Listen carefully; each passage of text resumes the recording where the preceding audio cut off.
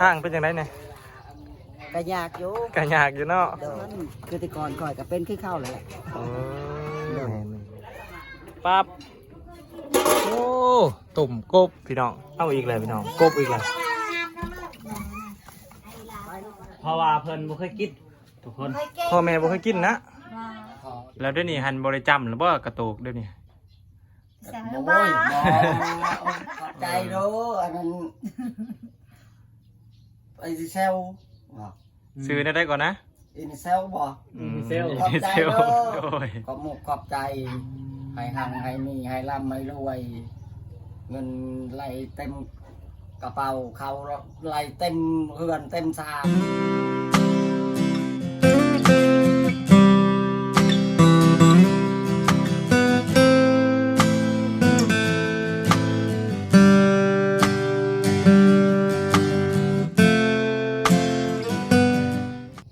สวัสดีพ่อแม่พี่น้องทางฝั่งไทยแล้วก็กราบสบายดีพ่อแม่พี่น้องทางฝั่งลาวเนาะแล้วก็ขอกราบสบายดีพ่อแม่พี่น้องที่หับส้มหับเบิงอยู่ต่างประเทศเนาะพี่น้องเนาะกายินดีต้อนรับทุกท่านเข้าสู่ช่อง YouTube เบาลาหน่อยพี่เก่านะทุกคนเนาะวันนี้กาเบาลาหน่อย15พ่อแม่พี่น้องมาอัปเดตเพื่อนของแม่ตะงบเนาะพี่น้องและกะพอดมเนาะแม่ตะงบเนี่ยก็คือแม่แสงอะไรพี่น้องหลังจากที่เฮาบ่ได้มาอัปเดตเพื่อนเพิ่นหึงพี่น้องเอ้ยเนาะทางกับคนครั้งที่จะยากลำบากเนาะมื้อนี้กาทางบ่าวสัญญาถิ่นเมืองชนเพิ่นเนาะได้สื่อสังกะสีสื่อปูนเนาะเผื่อมาบอกข่าวดีแม่ตะโงเพิ่นเนาะก็คือทางเฮานี่กาน่าจะได้อันเฮ็ดน้ำบาดาลให้เพิ่นก็ว่าแม่นเนาะพี่น้องเนาะทั้งนี้อันบ่าวสัญญาเพิ่นนั้นซับให้บ่าวลาฟังซื่อๆเนาะว่าจะได้อันเทพื้นน้ำบาดาลเนาะแต่ก็ความจริงก็เขาสิขึ้นไปเบากันอยู่เทิงพอเลยพี่น้องเนาะก่อนสิขึ้นไปเบากันอยู่เทิงเนาะฝากทุกคนกดไลค์กดแชร์กดติดตามเพื่อเป็นกำลังใจให้เบาลาหน่อยเด้อเนาะจากนั้นก็ขึ้นไปฟังกันอยู่เทิงพี่น้องไปอยู่หน้าบ้านแม่ตะโงกเป็นทีหอยพี่น้องเอ้ยเนาะคนที่มาส่งมื้อนี้ก็เป็นครอบครัวของเอ้ยบ้านนะพี่น้องเอ้าสบายดีเด้อเอ้ยบ้านสบายดีเด้อสบายดีเด้อสบายดีเด้อสบายดีอดิวเด้อสบายดีไหมสบายดีโอ้ถ่ายเป็นสบายดีพี่น้องโซเฟอร์ของเฮามื้อนี้ก็คือไอ้แก้วพี่น้องสบายดีเด้อไอ้แก้วโดยสบายดีโอ้เป็นจังได๋ขับรถนํทางเป็นจังได๋เนี่ยกระยากอยู่เนาะโดแต่สู้ๆเพื่อแบบน้องเพิ่นเว้าง่ายๆคือลุงเพิ่นอายเพิ่นน่ะนะโดยก็คือเพิ่นนั้นยังซอยเพิ่นเนาะโดยว่าเพิ่นก็ยังลำบากเฮาก็มีน้ำใจเพิ่นคือแต่ก่อนก่อยก็เป็นคือเข้าเลยแบบนี้เขาได้เลยมาแล้วก็บ่ลืมบุญคุณเพิ่นโดยก็ไปช่วยคือเก่าโดยแล้วเขาผักแบบให้ไปทางใดก็เขาก็ไปนะบ่ยากคือทางทีมงานก็ว่าแม่นเนาะโดยก็คือทีมงานช่วยเพิ่นก็จะช่วยทีมงานเนาะช่วยเรือกันไปเล็กๆน้อยๆคือเก่าโดยบ่ได้แบบเหมือนว่าเฮามีแล้วเฮาก็อยู่แบบบ่นั่นเหรอลืมบุญคุณเพิ่นก็บ่ได้ลืมนะโดยไปตลอดดีอายดีโดยจังได๋ก็สู้ๆเนาะโดยสู้ๆคือเก่าอนุญาตขึ้นไปทางเทิงก่อนพี่น้องไปเฮ็ดเพิ่นแกล้งไอ้ช่างเนาะเดี๋ยวแวก่อนพี่น้องอย่าเผาไปเด้อทางเทิงบัดนี้แวก่อนเอ้ยเพิ่นแกล้งไอ้ช่างเนาะนี่เนาะปั๊บโอ้ตุ่มกบพี่น้องตุ่มกบถ้าใครเป็นคนเห็นเนาะไปพี่น้องขึ้นทึ่งต่อมานี่อีแซงอันนี้ควางทางให้อยู่นี่เอาอีกเลยพี่น้องกบอีกเลยปลาตัวสบายดีเด้อปลาสัญญาสบายดีเด้อเนาะด้วยแล้วก็สีสบายดีพ่อแม่เนาะสบายดีโดยสบายดีเด้อแม่เด้อมีกบอีกแล้วพ่อนี่แม่มึงอ่ะมันมามึงอ่ะหามึงอ่ะก็มามึงอ่ะให้บอกมึงอ่ะเส้นทางยาวไกลได้กบอีกแล้วที่โตหามาเจ้าเมือเลยเมื่อบ้านเมื่อเราเอาประชาบ่เบาหลาบ่เพิ่นบ่ได้เอามือเนาะบ่ว่าเดี๋ยวมันตายทิ้งเวลาอย่ามันตายเนาะโดยค คือมื้อนี้ก็ ให้ไปว่าไอ้อันนั้น บอกสัญญาสิเมืองชนเพิ่น จักเบอร์ ซื้อมาม่า ซื้อมาฝากน้องๆแล้วก็พ่อๆแม่ๆเนาะ โดน อืม เพราะว่าเพิ่นบ่เคยกินทุกคน ไปเก่ง พ่อแม่บ่เคยกินนะ ว่า ขอกินดุอยู่ โอ้พ่อนี่เคยกินอยู่เนาะ ว่า แม่กินเท่าหนึ่ง ถ้าได้กินเท่านึงมันมีหน้าขาวๆเส้นขาวๆแลบๆมัน แต่บ่แม่นอันนี้ บ่แม่นอันนี้ มื้อนี้บ่ได้ไปดำน้ำบ่แม่นบ่ได้ไปเกี่ยวข้าวบ่แม่ โดยเพิ่นบ่ได้เกี่ยวเพิ่นตก ฝนตก โอ้ฝนตกแล้วก็หยุด ข้าวสุกแล้วเพิ่นว่าหมดข้าวสุกบ่ได้ไปลูกบ่ให้มันสุกจังหน่อยยังสิไป ไปก่อนเด้อ โดย โดย ไปก่อนทุกคนเนาะ này là ta đòi đấy chạy xe đây đấy nơi đặt này hay bên đây đó ให้แก้วมากินข้าวนั่น กินข้าว ไปก่อนนะแก้วเพราะว่าถ้าไอ้แก้วก็สิคนสังกะสีไปให้ไอ้ต้น แม่นแล้ว โอ้สังกะสีนี่นำไปให้ไอ้ต้นเนาะ โดนแม่นทุกคนนะนำไปให้ต้น แล้วมาหาแม่เพิ่นมื้อนี้ก็คือมีปูน มีปูนช่องสอบแล้วก็ยังอีกได้ยังสิซื้อหินกับทรายมาอีก โดย หินกับทรายนี่นะจะเป็นบือ กินกับทรายน้ำเป็นมื้ออื่นแล้วก็เฮาสิมาเฮ็ดอัน ละลูก อยู่หลุมนะ สีมาเทน้ำมาด้านให้เพิ่น โดย น่าแม่นาลีพี่น้องสิมาที่มาด้านให้พ่อแม่ น้ำบอล ทุกแล้วก็ให้มันยืนให้ลำลงไว้ xin sư ngon เพราะได้สักบอลซินบอลสักซินสักเสือเนาะ Mẹ rồi ไปได้น้ำมาด้านเลยสุกมวนอยู่บ่เดี๋ยวนี้ ô khạc kim cái nó đi ให้ไม่ได้โชคลูกมาเจ็บหมอมีแต่ให้ไข่มุกไข่มุกสิตีเพราะว่าโชคให้น้ำในชีอาบ้านก็มันยุ่งเช สุกให้ ย น้ำ พุ่น เนาะ เบิ่งดูมือละโป้หันบาดตะปูบ่ละ บัตรตะปู โดย บาดตะปูเหรอ ชิลงในอันนั้น บาดตะปูบ่ได้ไหม นี่บ้านนี้รถ อ๋อ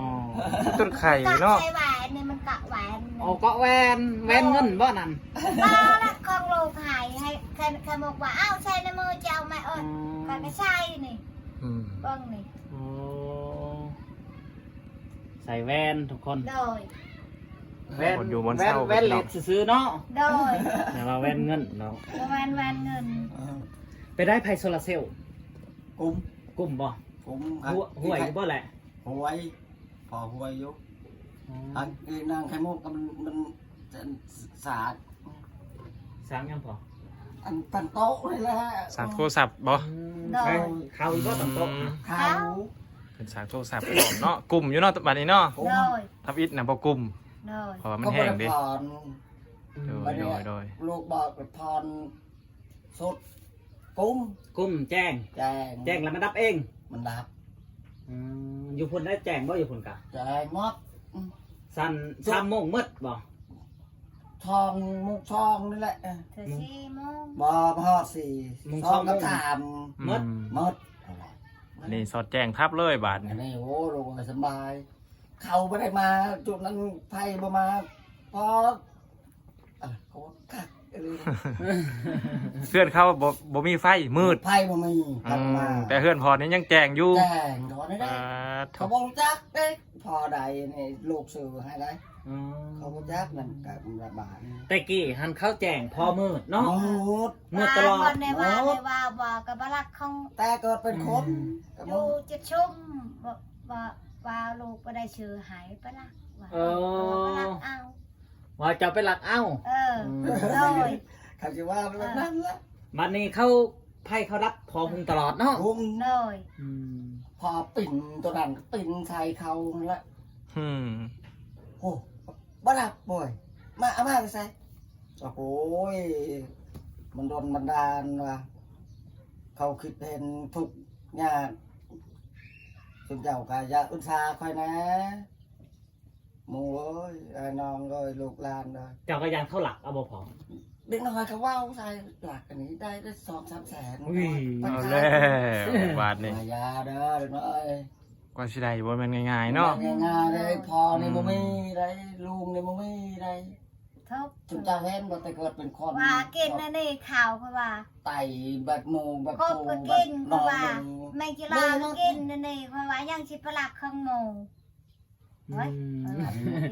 พอก็แม่ยานเขาเจ้าหลักโซลาเซลล์ทุกคนเนาะ แม่น เพราะว่าบ่เคยได้เนาะ คอยได้ เอาได้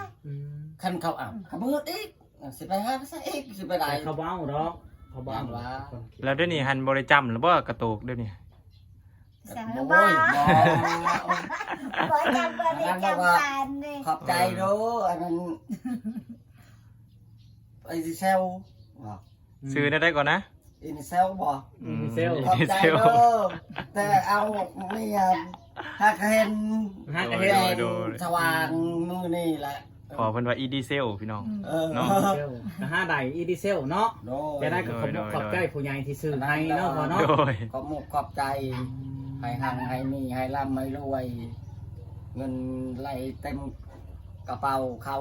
ไหลเต็มเฮือนเต็มซาน โด ให้เบิ่งลูกหลานทุกข์ยากเสร็จนะได้เพราะลูกนี่ก็ทุกข์แต่เกิดเป็นคนบ่เคยมีบ่เคย บ่เคยมีโซลาร์เซลล์เนาะ โดยบ่เคยมีบ่เคยเห็นจำนะ แม่นทุกคน เคยได้ลูก อันนี้ก็เพิ่นซื้อให้เบาสัญญาซื้อไก่เพราะว่าทั้งแม่เพิ่นอาจจะบ่ได้กินไก่จักเถื่อทุกคนก็เลยว่าซื้อไก่มาให้แล้วก็ซื้อมาม่ามาให้แล้วก็ซื้อปูน เอ๊ะ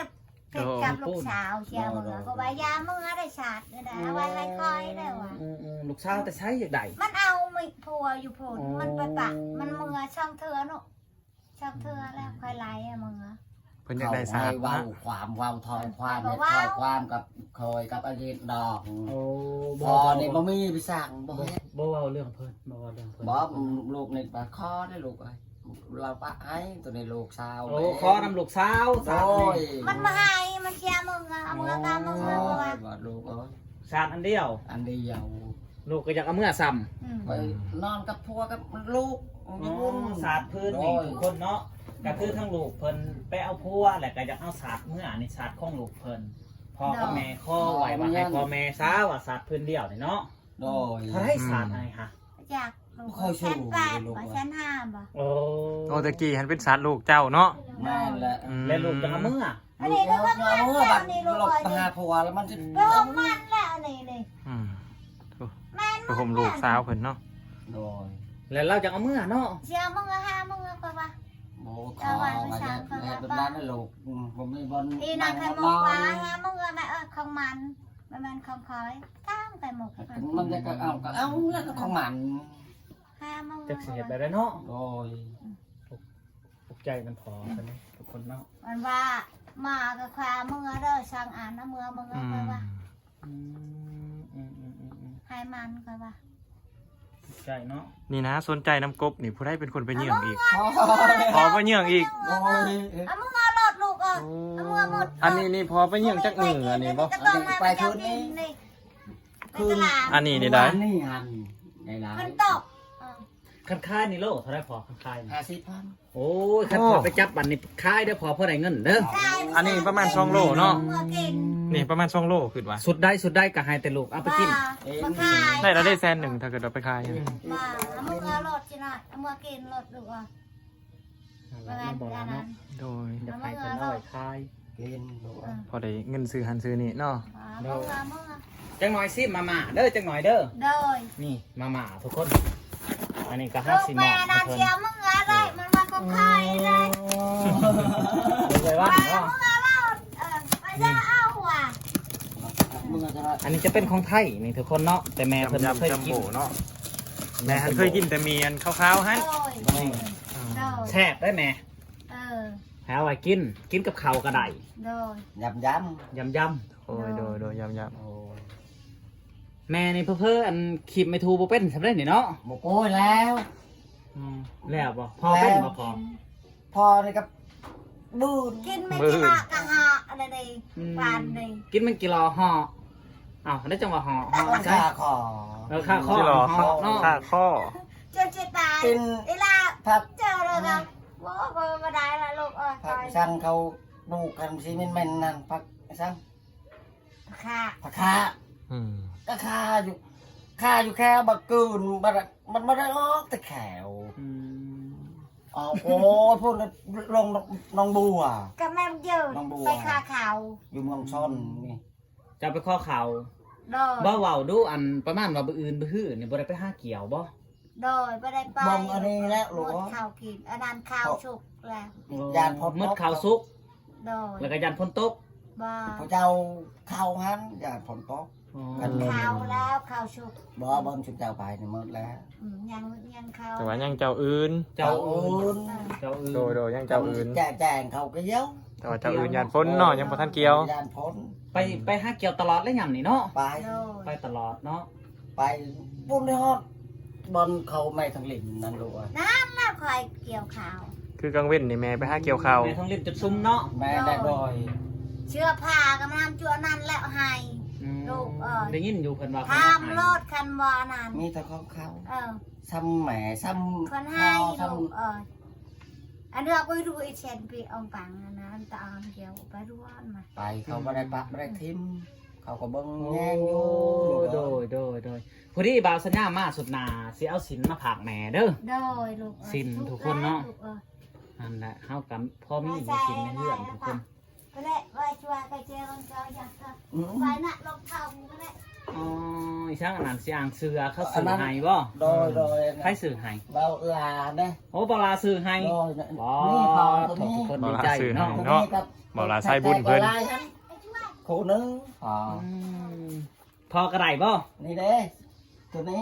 พอได้เสื้อหรือส่ง คู่หนึง คู่หนึงเนาะ คู่หนึง งามบ่พองามบ่ งามเลยนี่ เอามาอวดเลยเน้องบาท ไป นี่ หาเต้นตอน โอ้ทั้งส่งทั้งเสื้อ โอ้ครับเนาะ โดย บ่ลาสื่อให้อันนี่ เออลูกเอ้ย โอ้ดีใจทุกคนโอ้ บางหันสิไปมีในไซลูกโอ้ พี่ได้อยากเกี่ยว โอ้บ่เฮ็ดและกะยาแม่ แม่ขาวๆตกข้าวปั่น แพทย์ตะโหลจะมีบ่แพทย์ตะโหล บ่ได้มี บ่ได้มี บ่ได้มี โอ้พอดีบ่าวสัญญามาสุดหนาเสียมาให้เพราะว่าค่อยมีอยู่เพื่ ส อน อดตะไคร้เยา มี ไป ลาย นโมไปลิน โอ้มาแล้วบัดนี้ โอ้ดีใจ ก็เชื่อไงว่าได้ได้ชมปักใจลีลาเลยค่ะว่า โอ้บักไงเสียมากระแลง เด็ก เจ้าคมบ่ได้ซ้ เขา ำผมก็มันใหญ่โพดเนาะ แบบอะไรกันนุ่ง ทรงพรได้งามเนาะ บางหันตุย โด นะ ย ตุ้ยบ่ ตุย ในใจแล้วลูก จอยเข่าเลยจอย เผาแล้ว เอาจะได้กะสู้ๆทั้งพ่อกับแม่เพิ่นก็ได้ทรงเสือก็ได้มาอวดทุกคนเนาะมาอวดให้เบิ่ง โดย อีดิเซลกับบ่เคยได้ทุกคน อืม เขาว่าเขาไม่หัดเงินชื่อแต่แกยังเขาว่า เอาก็คือทั้งเฮานี่ซื้อมาม่าแล้วก็ซื้อไก่เนาะ โดย ซื้อไก่แล้วก็ซื้อปูนอันนี้เป็นผู้ใหญ่ที่เฮ็ดนำมาด้านให้เจ้า หรือว่าเจาะนำมาด้านให้เจ้าเด้อพอเด้อ โดยลูก นั่นแหละจะได้ก็ขอบมกขอบใจเพิ่นแน่พอ ฟ้าได้ ขอบมกขอบใจไว้ ข พ่ อ อบ ใจเพิ่นอวยพรให้เพิ่นเนาะ อันนี้ก็ขอบใจแล้วอ่า ทั้งเอื้อยจาก ทั้ง ด้วย เอ้ เด้ ยใจไว้อยู่ดีมีแหง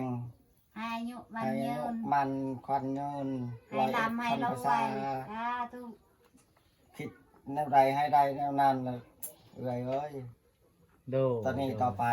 ให้กว่าตัวนี้อีก โดยโดย ลูกนี่ก็อวยพรมาเป็น ไว้พรบ่เป็นเนาะ โอ้ย นี่นะทุกคนเนาะก็ถือว่าทั้งทีมงานของเฮาก็ได้ซื้อของฝากของตอนมาฝากพ่อฝากแม่ฝากน้องๆเพิ่นเนาะเพิ่นก็ยังบ่เคยกินนั่นของแบบนี้พี่น้องแม่เพิ่นเคยกินแต่มีขาวๆเนาะ โดย มีน้ำใสฮะเนาะ โด โด ย ย และอันใดที่เพิ่นยังบ่เคยมีเพิ่นก็เริ่มจะมีแล้วพี่น้องอันนี้เขาเอิ้นอิหยังก่อนนะพอไอ้ทั้งเทิงนี่ อินิเซลอินิเซล อินิเซลเนาะ โดย สองดอกเลยอินิเซลนี่ สองดอก อ๋อแจ้งสว่างปานกลางเว้นเลยเนาะบัดนี้เนาะ โอ้คือมุคือบ้านคือเมืองคือเมือง คือบ้าน แม่ คือเมือง ดี เนาะ ใจลูกเอ้ยได้ โดยโดยโด ให้ ย เจ้าหังให้ไม่ลูกเอ้ย ลูกก็ดีใจน้ำพอน้ำแม่คือกันได้เนาะ ลูกให้ได้ก็ได้แหละลูก พ่อแม่หัน ลูก นั้น ให้ได้ก็บ่ได้ลูกเอ้ย โดยพ่อแม่หันมีน้ำใจเนาะแต่ละเทือที่ลูกมาเนี่ยก็มีของฝากของตอนบ่จักอันกบบ่จักหน่อไม้เนาะ โดยลูกเอ้ยห้า ชื่อว่า ให้เขาว่าทุกอย่างลูกเอ้ยจุอายเมื่อกินก็ว่า อื มีช่างสิหายเป็ดก็บ่มีไก่ก็บ่มี โอ้ย ลูกเอ้ย หันมาพ่อแม่มีเป็ดมีไก่เอาไว้เลี้ยง บ่ มันออกโรงออกร้านหลายๆพ่อแม่ก็สิได้อันเฮ็ดอยู่พอกินในอนาคต โดย เนาะ พี่น้องเอ้ยคือว่าเห็นต้มอยู่ลุมให้นั่นต้มกบนะหรือว่าได้ โดยต้มกบลูก สิต้มเอาบ่ กลมแล้วสุกเอา ต้มแล้วก็ซุป โดย พี่น้องเฮาสิลงไปเบิ่งทางหลุมต่อพี่น้องไป เอาตกปลาไก่ปลาไงมาตก เฮาก็ลงมาทางหลุมเป็นที่เห็บหอยเนาะพี่น้องเนาะน้องไข่มุกเพิ่นก็นั่งจอบอยู่นี่ได้อพี่น้องเอ้ยเนาะ เพิ่นนั่งเฮ็ดกินอยู่สบายดีเด้อน้องไข่มุก สบายดี แล้วผู้นี้ได้สาซื้อได้อันนี้ฮะ รู้ไหม หน้าผัดหยางไปน้องไข่มุกสิต้มเองบ่นี่ โดย โอ้ยต้มแล้วก็ที่พอเพิ่นบอกเมื่อกี้ก็คือต้มแล้วก็สุกเนาะใส่เปิดได้บ่นี่มันหอนนะฮะเปิดก็ได้หน่อยหนึงโอ้พี่น้องสิได้ทีแล้วเดิฮะ เราบ้าบ้านยาง เนาะสิได้ทีเลยเนาะซุปเนียนใส่ยังในส่วนผสมมันน้องไข่มุกใส่จังเนี้ยป้าถูกขึ้นแหละแล้วว่าขึ้นแหละ ใส่มะพริก 1มะพริก แล้วก็เกลือ แล้วก็เกลือ แล้วก็เป็นนัว แล้วก็เป็นนัว โดย แล้วผักหอมได้ใส่บ่ ใส่ ผักหอมนี่มีอันผักอันยังไงจักสนิทผักหอมนี่ผักหอมอันยังไง มาจาก บ่จักเนาะก็ถือว่าเพิ่นยังหน่อยอยู่ได้อพี่น้องเนาะเพิ่นน่ะฮู้ว่าผักหอมน่ะสิใส่อันยังแหน่แต่เพิ่นบ่ฮู้ซื้อผักแม่นบ่ โดย เพิ่นบ่ฮู้ซื้อผักพี่น้องแต่ว่าเพิ่นฮู้เนาะว่าควรใส่อิหยังแหน่เนาะผักบัวก็ใส่ได้ โดย ผักหอมแป้ก็ใส่ได้เนาะแล้วก็ผักหอมใบมุ่นก็ใส่ได้ครับแซ่บคือกันเนาะข้าวคั่วนี่ใส่ขาดบ่ได้คือครัวแม่นบ่ โดย พี่น้องจังหน่อยเพิ่นกะสุกแล้วเนาะเฮาก็สิได้กินเนาะเมื่อกี้เฮาก็สิบ่ได้กินน้ำเพิ่นดอกเฮาก็ยังสิได้ไปต่อพี่น้องเนาะคือบ่เห็นไปเกี่ยวข้าวมื้อนี้บ่ เขายังไม่ได้สุก ข้าวยังบ่ได้สุก โดย มื้อหนึงหันได้หลายไปได้น้องไข่มุกไปนะ ไป3 มื้อ ไป3มื้อได้หลายไปได้ ข้าวค่ะ โดย ก็ให้วัน1 2 2 วัน1 2สอบบ 2ปิด โดย โอ้โหก็นึกว่าวัน1 2สอบดอกป้าโทษพี่น้องเอ้ยวัน1 2ปิดเนาะ โดย ไป3มื้อบ่ โดย ได้6ปิด โดย โอ้เพิ่นให้เลยบ่หรือว่าเพิ่นนั่นถ้าให้น้ำลัง โดย เพิ่นให้น้ำลังเนาะ โดย โอ้มื้อนี้บ่ได้ไปเนาะคันว่าไปมื้อนี้ก็หา8ปิดพุ่นแล้วบัดนี้กัน8ปิดก็น่าจะประมาณ2สอบได้บ่2สอบ โดย เนาะน่าจะประมาณนั่นล่ะพี่น้องเอ้ยเนาะเฮาก็บ่ฮู้ว่าได้ซำใดเนาะก็อิงตามเนาะพี่น้องเนาะโอ้และอันนี้เฮ็ดกินเนาะนี่พี่น้องเพิ่นเฮ็ดกินเฮาก็สิขอปิดคลิปเพียงเท่านี้ก่อนแล้วพี่น้องเด้อเนาะจังได้ก็ฝากทุกคนไปติดตามคลิปหน้าเนาะสำหรับคลิปนี้ก็เฮาสิขอกล่าวคำว่าสบายดีพี่น้อง